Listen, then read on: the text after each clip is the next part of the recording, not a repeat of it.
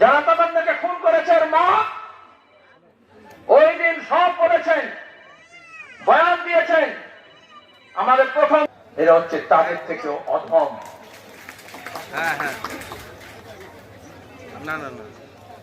নির্বাচনের সময় নির্দেশ দেওয়া হয়, এই এসপি এডিএম কি বলবে? আমি আইসিআইসি কে বলছি না, এরা তো দালালের থেকে খারাপ, চোদ্দেরও খারাপ।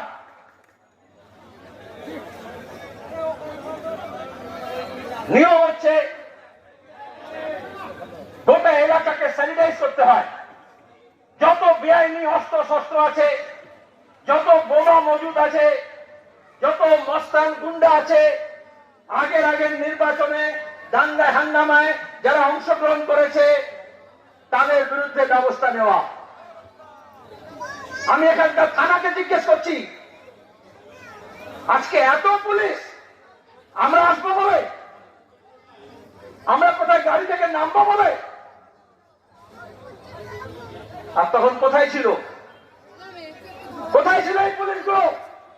আমি সাধারণ পুলিশ কর্মীকে বলবো না, ওই অফিসার, ওই আইসি, ওই ওসি, ওই এসপি, ওই ডিএম, ওই বিডিও, ওই এসপিও, তাদের দায়িত্ব হচ্ছে সংবিধান মেনে, নিয়ম মেনে রাজ্য প্রশাসন চালানো, নির্বাচন পরিচালনা করা।